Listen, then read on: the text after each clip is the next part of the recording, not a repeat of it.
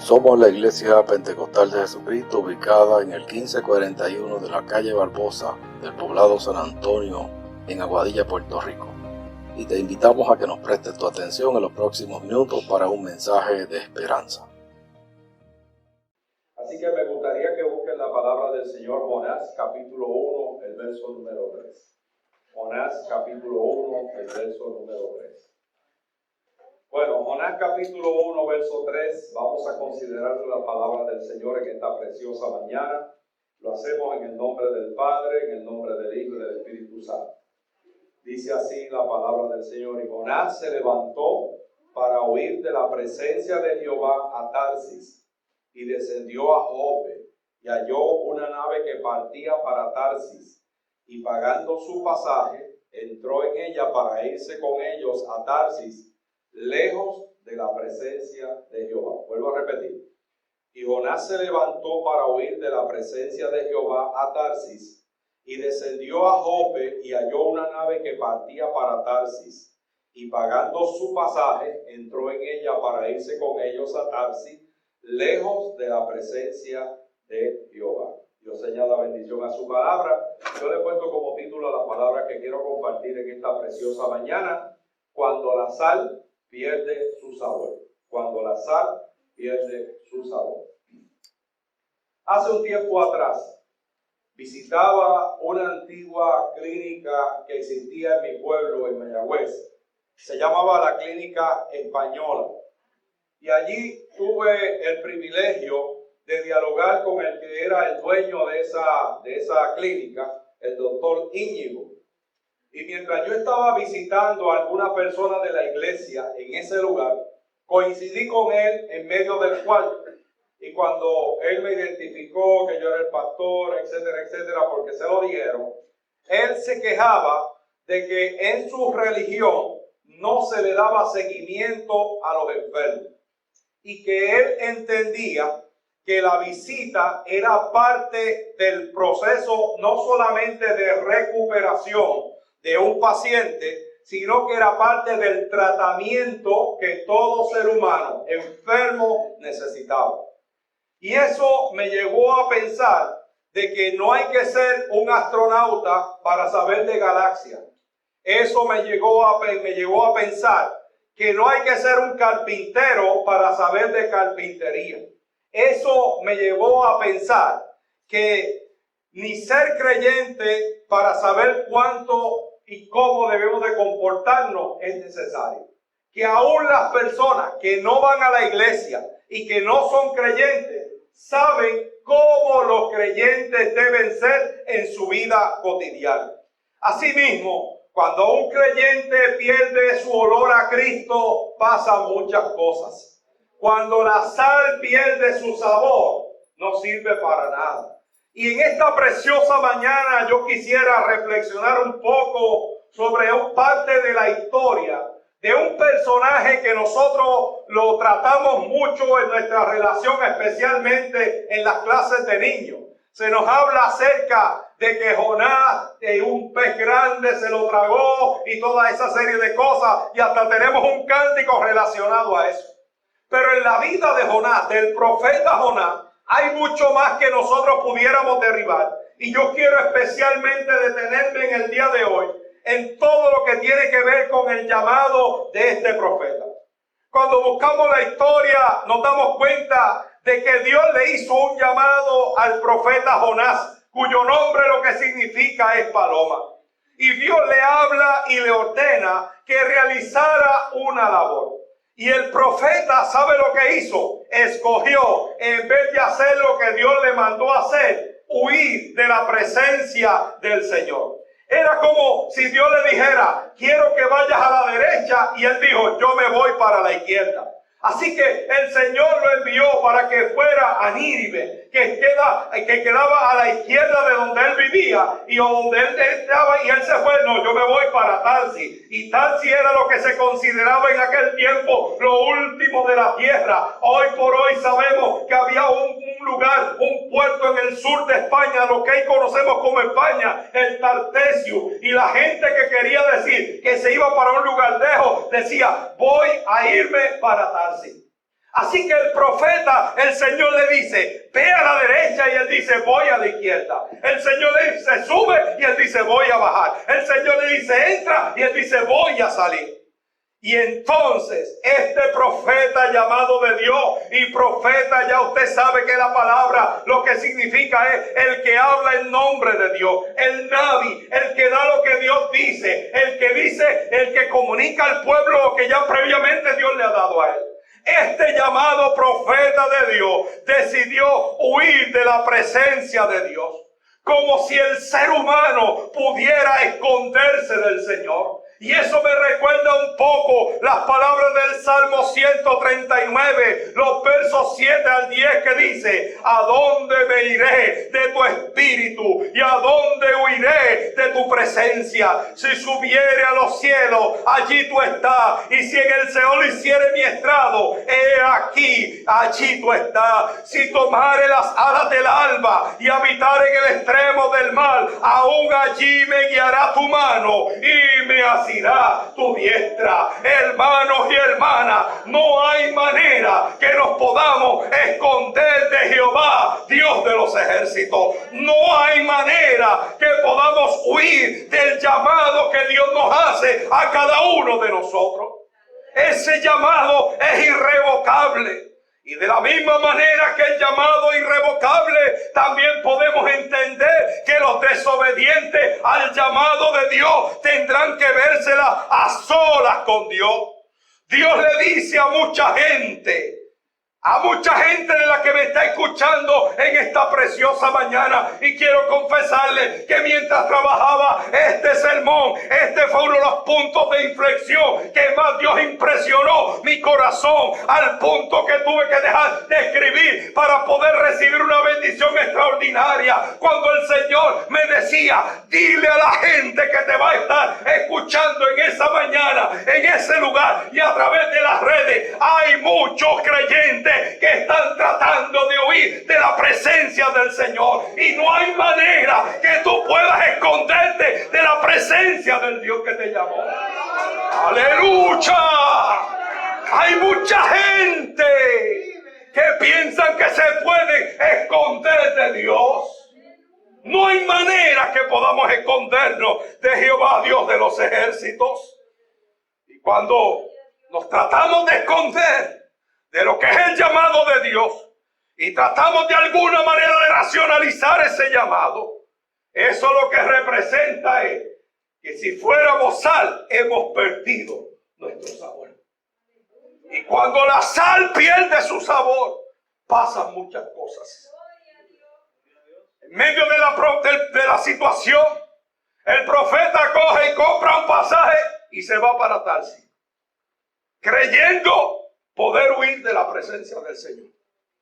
Y Dios retoma el control que nunca había perdido. Y entonces dice el verso 4 que envió una tormenta a la cual se tuvo que enfrentar el barco en el cual iba el profeta tratando de huir. Dice el verso 4: pero Jehová hizo levantar un gran viento en el mar, y hubo en el mar una tempestad tan grande que se pensó que se partiría la nave. Hermanos y hermanas, a veces no nos damos cuenta que en medio de la crisis que tenemos que enfrentar, Dios nos está hablando. Escuche eso. Estamos en medio de una pandemia, ahora estamos en el proceso de la desescalada. Las cosas no serán iguales por un buen tiempo. Y hay mucha gente que todavía se está preguntando por qué hemos pasado por eso. Y Dios me decía: recuérdale a la gente que te va a estar escuchando en ese día que yo estoy hablando en medio de la pandemia, que yo estoy tratando de comunicar algo. Y hay alguna gente que se están haciendo como en el campo del cual yo vengo, se están queriendo hacer los chivos locos.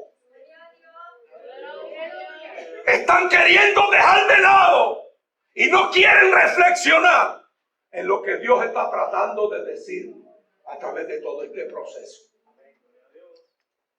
Dios le estaba hablando al profeta a través de la tormenta. Al profeta que había salido huyendo, creyendo que se podía esconder de la presencia del Señor. Los barcos fenicios en el cual viajaba el profeta tenían una serie de deidades a las cuales estaban dedicados. Y en la proa de esos barcos habían figuras mitológicas a las cuales se dedicaba el barco y a los cuales servían algunos de los que iban dentro de ese barco. Así que en medio de todo eso, nosotros a veces perdemos de vista de que las situaciones que nos suceden a nuestro alrededor, de alguna manera Dios las utiliza para tratar de concienciar nuestra vida y desarrollar nuestro carácter. Para darnos una experiencia que cada vez nos van a hacer más fuerte, con la cual podremos bendecir a terceros cuando los encontremos que estén pasando por situaciones análogas a las que nosotros hemos estado pasando. Job capítulo 38 dice de la siguiente manera: ¿quién encerró con puertas el mar cuando se derrama saliéndose de su seno? El Salmo 33 dice: Él, refiriéndose a Dios, junta como montón las aguas del mar. Él pone en depósito los abismos. O sea, que el Dios que llamó a Jonás también era el Dios del mar, que controlaba el mar y que controla todo lo que está a nuestro alrededor.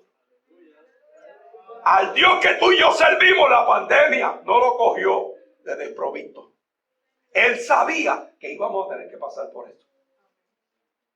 Lo que no está en control es lo que están tratando de hacer la gente que no tiene temor de Dios, que quieren imponerle a la iglesia lo que no le imponen a los centros comerciales, y quieren imponerle a la iglesia lo que no le imponen a los políticos. Porque cantidad de cosas que he estado viendo en este fin de semana, caravanas políticas donde no hay 6 pies de distancia entre nadie, y a nosotros nos exigen un montón de cosas. Pero Dios sabía que íbamos a tener que enfrentar esta situación. Dios no está, el Dios que tú y yo servimos, no está de vacaciones en Walt Disney. El Dios que tú y yo servimos está activo, está presente en la vida del ser humano.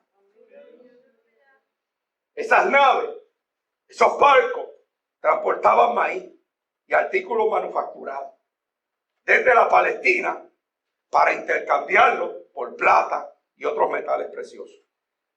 Alguna tradición rabínica dice que en ese barco donde iba Jonás, iban representación de 70 nacionalidades diferentes. Y cuando los marineros vieron lo que estaba sucediendo, tuvieron miedo. Dice el verso 5, y los marineros tuvieron miedo y cada uno clamaba a su Dios, al Dios que estaba dedicado el barco o al Dios que cada uno de ellos servía. Y echaron al mar los enseres que habían en la nave para descargarla de ellos. Clamaron a sus dioses. ¿Saben lo que dice el Salmo 96? Porque todos los dioses de los pueblos son ídolos, pero Jehová hizo los cielos.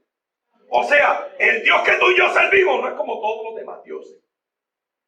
En otro texto bíblico dice: tienen ojos y no ven, tienen orejas y no escuchan, tienen boca y no hablan. Entendamos eso. El Dios que nosotros servimos no es como el Dios de los demás pueblos. Es el Dios que está activo y presente en la vida del mundo y del ser humano. Así que estos señores clamaron a sus dioses, a los dioses que tienen ojos y no ven, que tienen boca y no hablan, que tienen oído y no oyen. Y mientras tanto, ¿sabe dónde estaba el profeta? Durmiendo. Es que cuando la sal pierde su sabor, pasan muchas cosas. Cuando la sal, cuando los cristianos, cuando la gente que tiene un apelativo de cristiano pierde el sabor a Cristo, viven vida en el filo de la navaja, jugándose la vida en cada cosa, la vida espiritual, tomando decisiones a la cajera, a los tin, sin consultar al Señor.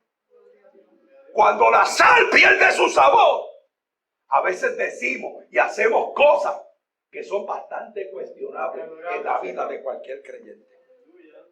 El profeta, mientras el barco está a la deriva y están todos los marineros pidiendo cada uno a su Dios, él estaba dormido, pero no es un sueño cualquiera, profundamente dormido. Cuando buscamos y hacemos un exégesis del texto, encontramos que la palabra que allí dice dormido es del hebreo radam y aparece en la Biblia en varias ocasiones. Aparece en la Biblia cuando dice que Adán, el Señor hizo caer un sueño profundo y entonces le sacó la costilla y de ahí creó a la mujer. O sea, es lo que llaman sueño profundo, sueño pesado. Yo sé que aquí hay gente que de que se mueva un mosquito a vuelta redonda suyo, usted despierta. No, ese no fue el sueño que tenía allí Jonás. Jonás estaba como yuca, como nosotros decimos en el campo. Estaba dormido profundamente. Ese sueño de indiferencia, un sueño muy profundo, que cuando nosotros hablamos de la vida cristiana, tenemos que tener cuidado, que hay muchos creyentes que aunque vienen a las iglesias, cantan coritos, dicen aleluya y gloria a Dios, están viviendo un sueño de indiferencia donde da lo mismo fu que fa, donde da lo mismo ir o venir, entrar o salir. ¿Ok? Tenemos que tener cuidado que nosotros no caigamos en ese sueño profundo, en ese sueño que nos da lo mismo. Ahora que estamos nosotros ahora en esta crisis y que estamos utilizando la tecnología y todas estas cosas, eso lo usamos porque no queda más remedio. Pero lo que dice la Biblia es, no dejen de congregarse, no dejen de estar uno al lado del otro. ¿Okay? O sea, eso lo usamos cuando no hay nada más. Pero cuando hay la oportunidad de congregarse, tú tienes que congregarte. Porque ahora vendrá mucha gente. No, hombre, no. Si yo lo veo por Facebook. Y yo lo veo por no sé qué, y lo veo por lo otro. Eso está bueno para el que no lo pueda hacer. Pero el que lo pueda hacer tiene que congregarse porque la Biblia todavía sigue siendo la misma. No dejen de congregarse como muchos tienen por costumbre. Y cuando la sal pierde su sabor, pasan muchas cosas. Se toman muchas decisiones que en ocasiones no exaltan ni bendicen el nombre del Señor. Y eso lo que significa es que el creyente está en un sueño profundo. Estar en un sueño profundo, como estuvo Jonás, es sinónimo de haber perdido el sabor, de haber perdido la esencia, de haber perdido el contenido, de haber perdido la sal. Cuando estás a la casa de alguna razón para no hacer lo que Dios quiere que tú hagas, tú has perdido el sabor a creyente. Aunque te digas que eres pentecostal, aunque te vistas de una manera, aunque digas aleluya y gloria a Dios, aunque cuando vayas a saludar engole la voz, santo aleluya, gloria a Dios. Porque hay gente que hasta cuando va a saludar cambia la voz, porque piensa que la unción está en cambiar la voz. Y se olvidan del contenido, se olvidan que el Dios que nosotros servimos, mira las intenciones del corazón. Entonces, hay gente durmiendo un sueño, ha perdido la sal. Y alguna gente, yo le decía, ay Señor, pero estamos en pandemia, ¿por qué tú no me das otra cosa? Que yo le diga a los hermanos, ay, que gloria a Dios, que todo va a estar bien, que todos vamos a salir de esto. Sí, vamos a salir de esto. Pero el Señor me trajo a esto. Cuidado, hermano y hermana. Nosotros somos sal de la tierra. Y la sal, si pierde su sabor, de nada sirve. Que nosotros como iglesia no perdamos la esencia de lo que Dios nos ha llamado a hacer. Luz en medio de las tinieblas. Cuando nosotros los creyentes perdemos la sal y no hacemos lo que nos toca hacer, ¿sabe qué hacen las piedras? Hablan. Entonces, cuando vienen los que están allí con Jonás y lo ven durmiendo, ya ellos clamaron a los dioses, el barco sigue haciéndose canto y todas esas cosas. Mira cómo le dijeron. Verso 6. Levántate, dormilón. Clama a tu Dios. Qué ironía que los impíos manden a orar a los creyentes. Qué ironía que los que no se congregan le dicen adiós y tú no te vas a congregar. ¡Qué ironía! Que los que no tienen una práctica cotidiana en una iglesia particular le digan adiós y tú no eres eso. ¡Qué ironía! Que la gente que nosotros decimos que son mundanos, que son fríos, aunque son lo que sea, nos estén diciendo adiós. Se supone que de esa manera tú no hables. Eso es el equivalente a levántate, dormilón. Clama a tu Dios.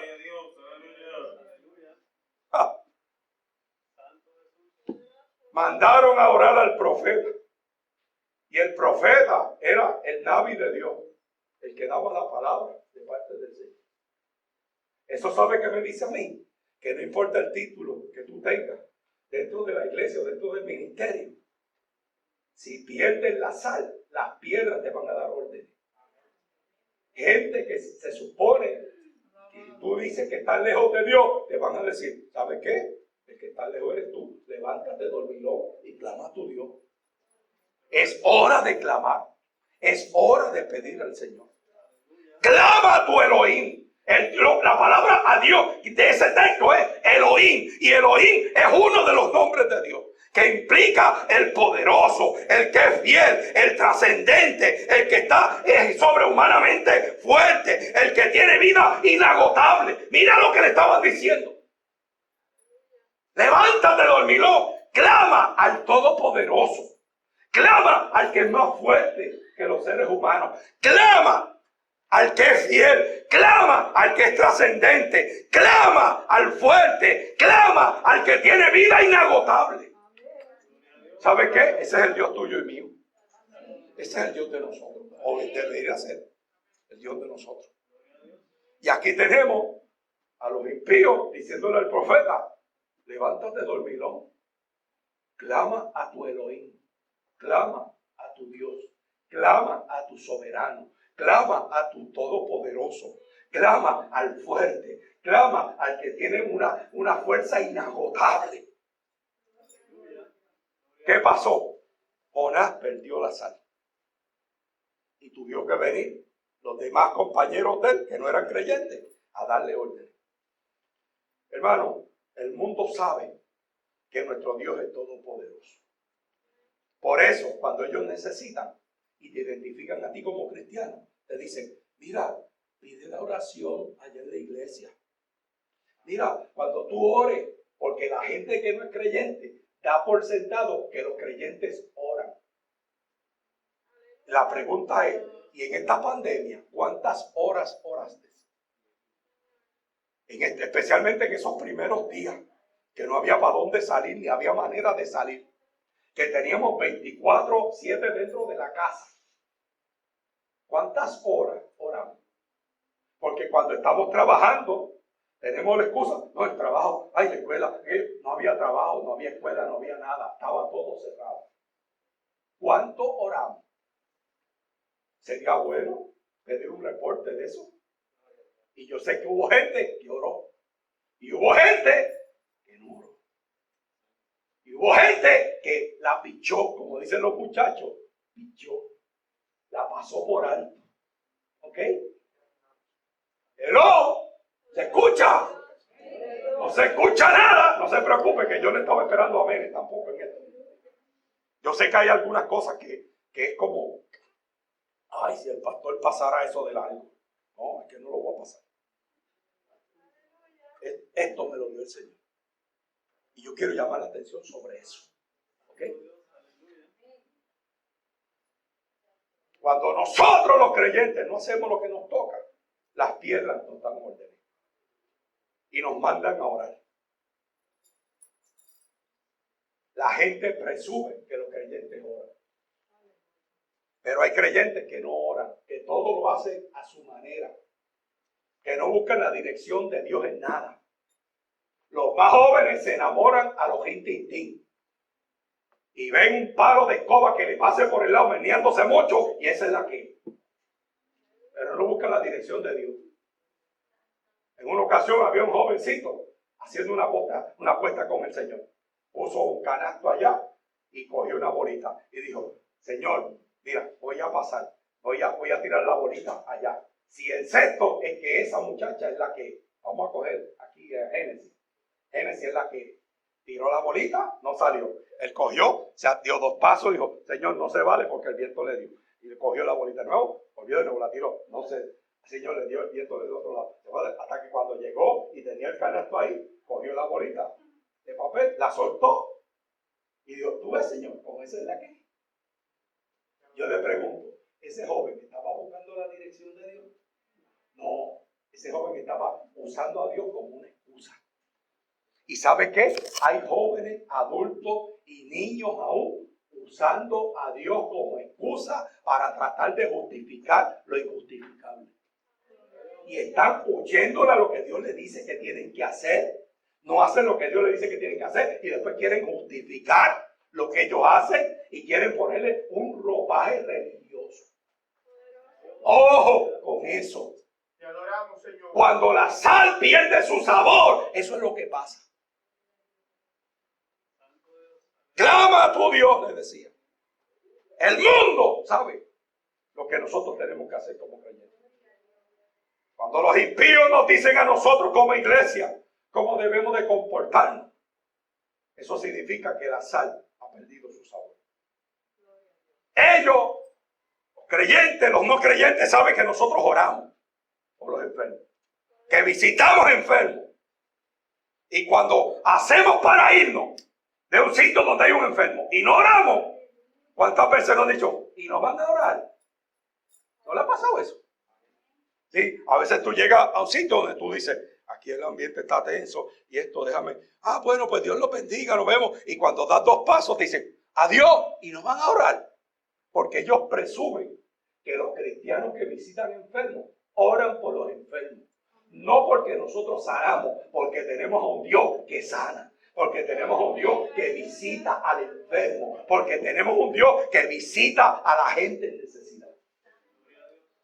Y cuando ellos nos tienen que recordar que tenemos que orar, es que la sal ha perdido su sabor. Cuando los no creyentes nos dicen, mira, este lugar no es para que tú estés aquí. No, yo estoy aquí porque, olvídate de eso, yo me tengo que ganar la gente. Y cuando ellos te dicen, no, aquí esto no es lugar para creyentes. Aquí lo que vemos es una caterva de gente indeseable. Y eso. Cuando nos tienen que estar recordando que estamos en un lugar de dudosa reputación y que ese lugar no es para creyentes, es que la sal ha perdido su sabor. Ellos saben cuáles palabras nosotros tenemos que decir y cuáles no. Y cuando nos escuchan con frases malsonantes, a veces nos cuestionan y dicen, adiós, y tú no eres cristiano. Y ahora, usted sabe que antes nos decían palabras buenas y malas, ahora desde el punto de vista de la academia y de los más que saben, pues no hay palabras buenas ni malas, las palabras son neutrales. Y hay alguna gente que son cristianos y tú los ves, que cuando abren la boca, olvídate de eso, hay una combinación ahí, que eso lo que salen son sapos y culebras.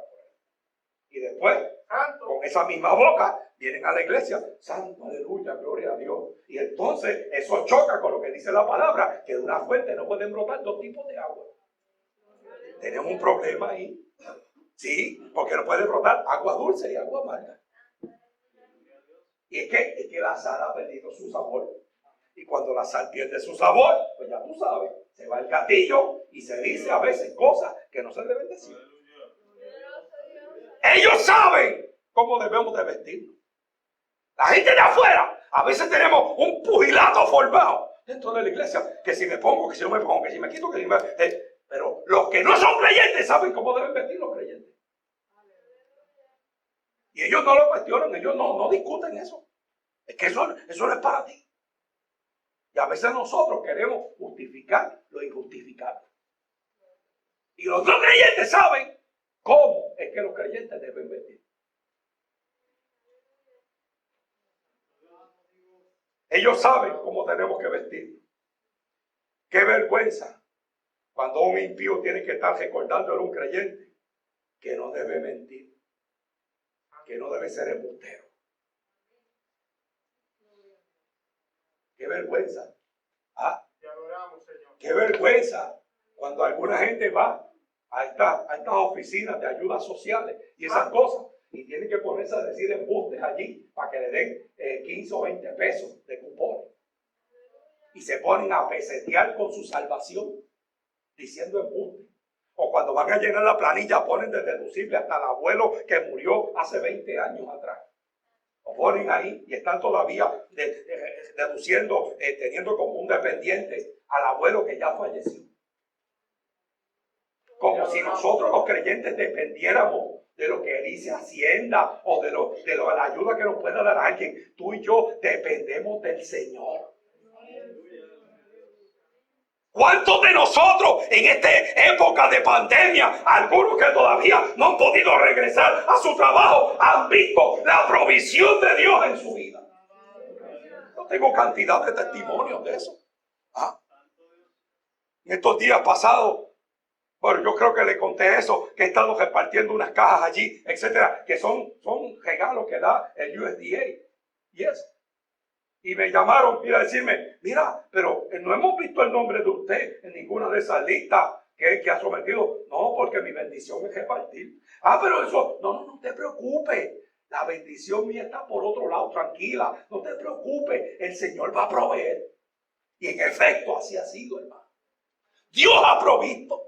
Porque tú y yo no dependemos de la ayuda que nos pueda dar el gobierno. Tú y yo dependemos de toda palabra que sale de la boca de Dios. Tú y yo dependemos de lo que dice la palabra del Señor. Joven fui y envejecido y no he visto justo desamparado ni su simiente que mendigue pan. ¡Aleluya! No te preocupes. Si a aquel le llegó y a ti no te preocupes. Tú dependes de Dios. Y lo tuyo, Dios sabe dónde está. Avanzutarabasaya. Pero no pierdas el sabor a Cristo que tú debes de tener. No lo pierdas. No estés tajureando con tu salvación. No estés peseteando tu bendición. La bendición tuya está segura en Cristo Jesús. Y Él proveerá. Aleluya. Él es el que provee para cada una de nuestras vidas. Nosotros lo hemos visto. Cuando digo nosotros, el colectivo, nosotros, pienso yo que todos los que estamos aquí hemos visto como el Señor ha provisto. Y de momento abrimos, nos levantamos y cuando vamos a abrir el portón hay una bolsita más ahí. O de pronto alguien nos llama, ¿están en la casa? Sí, es que voy a pasar por allí. Y pasan por ahí y nos dejan así de refilón algo y siguen caminando. Y tú le preguntas, mira, pero ¿de quién? No importa de quién. Cógelo, eso es de parte del Señor. Eso es una bendición de parte de Dios. ¡Aleluya! Y no están tirándose fotos ni nada de esas cosas. Entregando para aquí, para allá y tirándole fotos, entregándole gente, cosas, gente encamada ahí, todo. Y aquí está, entregándole un paquete de Pampers. De hecho, dicho sea de paso, tenemos Pampers en la parte de atrás. Si conoce gente que lo necesite, son para distribuirlo gratuitamente. Nos llegaron, son nuevos de paquete, small y medium. ¿Okay? Ahí allá la parte de atrás. Se puede llevar cuando salga. Entonces, que el Señor nos ayude, hermano. Que la sal no pierda su sabor. Que tengamos sabor a Cristo. Que donde quiera que vayamos, dejemos sabor a Cristo. Dejemos de estar huyendo del llamado que Dios nos ha hecho. No hay manera que nos podamos esconder. Cuando la sal pierde su sabor, se tiene nombre de profeta, pero no se ejerce el rol profético. Cuando la sal pierde su sabor, se dice ser creyente, pero se es desobediente. Cuando la sal pierde su sabor, se vive de un ropaje de apariencia. Dicho en lenguaje del refrán boricua, somos buche y pluma nada más. ¿Se acuerdan? Aquella canción. Buche y pluma nada más. Buche y pluma nada más. O sea, que se ve bonito de afuera y todas esas cosas, cuando los coge no pesan nada. Refiriéndose al pájaro, que es pucha y pluma nada más. O sea, es pura apariencia. Y así hay creyentes que son de lejos, son pucha y pluma nada más. O sea, son pura apariencia. Pero cuando te acercas a ellos, no hay contenido espiritual. Empezando porque le están huyendo a lo que Dios le ha dicho que hagan desde hace mucho tiempo. Iglesia, entiende eso. Hay gente, y el Señor me recalcaba eso, hay gente tratando de oír de lo que Dios le ha dicho que tienen que hacer. Anda, rabasuta, rabasaya. Y a veces cree que te puedes esconder, me decía el Señor. A veces creen que se pueden esconder y no se dan cuenta que mis ojos atalayan sobre toda la tierra. Mira, hermano, yo nunca deseé ser pastor. ¿Sabe lo que yo quería hacer? Un buen ayudante de pastor. ¿Sabe lo que yo quería hacer? Limpiar la iglesia, limpiar los baños. Si había que guiar la guagua, guiarla, limpiar los alrededores de la iglesia. Desde muy joven, yo llegué un día a la iglesia y yo vi a mi pastor con un mapa y una escoba en la mano. Y yo cogí y fui y le dije, pastor, deme la escoba, deme el mapa, no se preocupe. De ahora en adelante yo me hago cargo de limpiar la iglesia. Y a partir de ese momento empecé a limpiar la iglesia. Era 12, 13 años nada más lo que tenía. Y me encargaba de limpiar la iglesia, los alrededores, los baños y todas esas cosas. Cuando cumplí 16 años, mi pastor guiaba la guagua. ¿Sabe qué yo fui y le dije? Pastor, hablé con la junta, ya yo saqué la licencia y esas cosas, y dígale si me autorizan para yo guiar la guagua y buscar los hermanos, y así usted no tiene que llegar primero a la iglesia. Y yo busco los hermanos. La junta deliberó, me autorizó, y a partir de ese momento empecé a guiar la guagua de la iglesia. Me acuerdo que hasta en una ocasión que estaba medio enamorado, teníamos culto los domingos por la noche, así que yo cogía, iba y buscaba la guagua, la lavaba y me iba a visitar la novia con la guagua de la iglesia. Y allí fue donde me di cuenta que yo no estaba enamorado, ¿no? Porque yo estaba sentado allí con la novia al lado y todas esas cosas, y yo diciendo, mira para allá, yo aquí sentado al lado de esta. Y yo debiera estar en casa dándole brillo a esa goma o haciendo esto. Y no veía la hora de que llegaba a las 4 de la tarde. Bueno, me tengo que ir porque tengo que ir a buscar a los hermanos. Y gracias a Dios, eso lo usó Dios para abrirme los ojos y darme cuenta que esa no era, que era esta. ¿Ah? Y ahora yo digo, las cuerdas me cayeron en lugares deleitosos y es hermosa la heredad que me ha tocado. ¡Aleluya!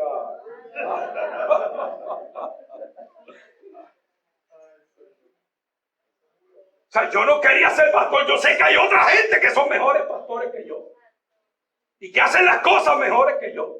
¿Sabe por qué yo estoy aquí? Porque estoy obedeciendo el llamado que Dios me hizo. Anda, Nani no se quería casar con un pastor porque ella es hija de pastor. Y en efecto, no se casó con un pastor. Porque cuando nos casamos en 1990, yo no era pastor. Pero ¿sabe qué? Después que nos casamos, entonces Dios me llamó al pastorado. Y como que a veces nos ponemos a hablar y digo, Nani, ¿te das cuenta? Como que Dios te hizo una trastada ahí. ¿Ah? No te casaste con un pastor, pero después que estábamos casados, entonces el Señor nos llamó. Y me llamó a mí, la llamó a ella. Entonces, estamos en esto, hermano, por obediencia. Porque nosotros queremos seguir siendo sal que sale, siendo sal que preserve, siendo sal de Cristo, que podamos donde quiera que vamos poder expeler ese olor a Cristo. No queremos estar huyendo de lo que Dios nos ha dicho que tenemos que hacer. Rehuyendo del llamado que Dios nos ha hecho. Y quizás usted me diga, ay, pero es que yo no tengo un llamado a pastor. Yo no estoy diciendo que todos tienen llamado a pastor. Pero hay gente que tiene llamado aquí a visitar enfermos. Hay otros que tienen llamado a hablar por teléfono, a insuflar ánimo y fuerza a través del teléfono. A lo que Dios te haya llamado, hazlo. Y hazlo con alegría y con sencillez de corazón. Porque cuando tú eres obediente a lo que Dios te dice que tú tienes que hacer, no importa si tú eres el mejor o eres el peor, estás haciéndolo para el Señor y el Señor va a honrar tu vida y tu ministerio. El que sea, no importa el que sea. Que el Señor nos ayude, hermano. a que seamos sal, que no perdamos el sabor. Vamos a dar gracias al Señor.